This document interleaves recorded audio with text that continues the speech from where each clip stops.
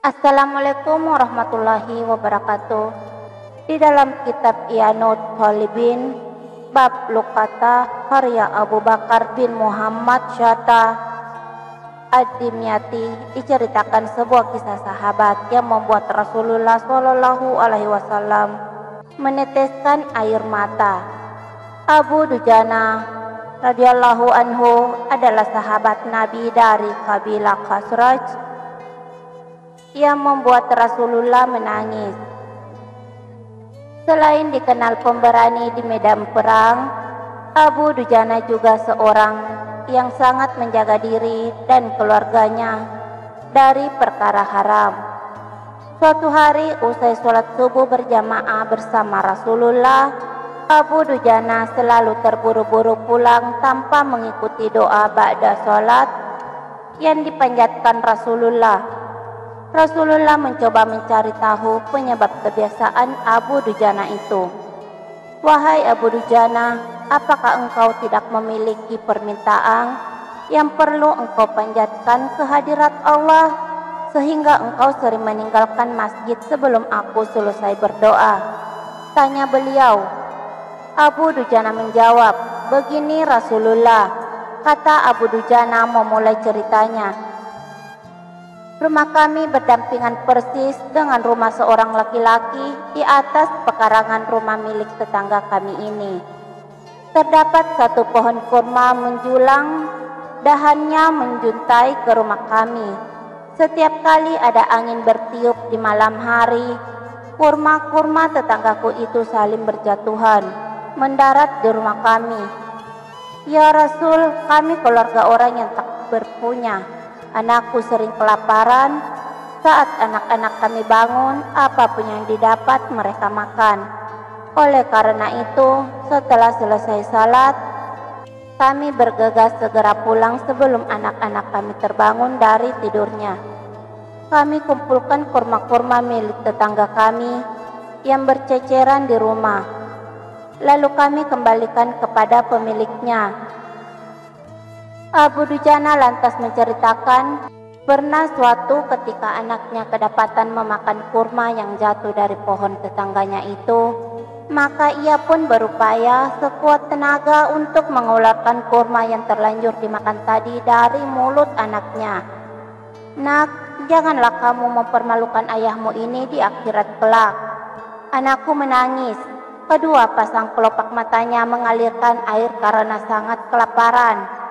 "Wahai Rasulullah," kami katakan kepada anakku itu, "hingga nyawamu lepas pun aku tidak akan rela meninggalkan harta haram dalam perutmu. Seluruh isi perut yang haram itu akan aku keluarkan dan akan aku kembalikan bersama kurma-kurma yang lain kepada pemiliknya yang berhak." Mendengar cerita itu, mata Rasulullah Shallallahu Alaihi Wasallam berkaca-kaca. Butiran air mata mulianya berderai begitu deras. Baginda Rasulullah mencoba mencari tahu siapa sebenarnya pemilik pohon kurma yang dimaksud Abu Dujana itu. Abu Dujana pun mengatakan bahwa pohon kurma itu milik seorang laki-laki munafik. Rasulullah langsung mendatangi pemilik pohon kurma yang diceritakan oleh Abu Dujana. Rasul lalu mengatakan, "Apa bisa engkau menjual pohon kurma itu? Aku akan membelinya dengan pohon senilai 10 kali lipat." Pohon itu terbuat dari batu samrud berwarna biru, disirami emas merah, tangkainya dari mutiara putih. Di situ tersedia bidadari yang cantik jelita sesuai dengan hitungan buah kurma yang ada. Kata Rasulullah menawarkan. Laki-laki munafik ini lantas menjawab dengan tegas, "Saya tidak akan pernah berdagang dengan memakai sistem jatuh tempo. Saya tidak mau menjual apapun kecuali dengan uang kontan dan ingin dibayar saat ini juga."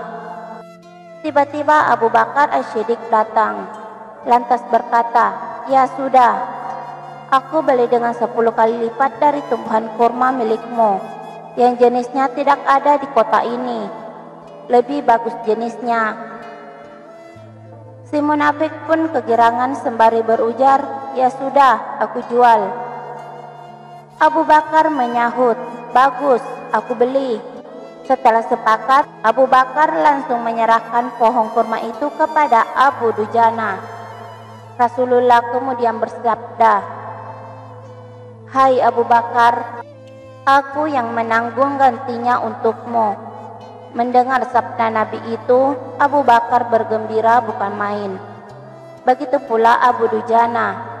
Sedangkan si munafik berjalan mendatangi istrinya, lalu menceritakan kejadian yang baru saja ia alami.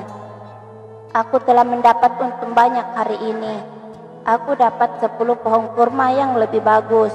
Padahal kurma yang aku jual itu masih tetap berada di pekarangan rumahku. Aku tetap akan memakannya lebih dahulu dan buah-buahnya pun tidak akan pernah aku berikan kepada tetangga kita itu sedikit pun." Malamnya saat si munafik tidur dan bangun di pagi harinya, tiba-tiba pohon kurma yang ia miliki berpindah posisi, menjadi berdiri di atas tanah milik Abu Dujana. Dan seolah-olah tak pernah sekalipun tampak pohon itu tumbuh di atas tanah si munafik. Tempat asal pohon itu tumbuh saat ini rata dengan tanah. Ia keherangan tiada tara. Demikian kisah sahabat dan pohon kurma yang membuat Rasulullah menangis. Hikmah yang kita petik dari kisah ini adalah kehati-hatian para sahabat menjaga diri dan keluarganya dari makanan yang haram. Kemudian pohon kurma yang berpindah posisi itu adalah salah satu mukjizat Nabi Shallallahu Alaihi Wasallam yang langsung dirasakan oleh sahabat Abu Dujana. Demikian akhir kata. Wassalamualaikum warahmatullahi wabarakatuh.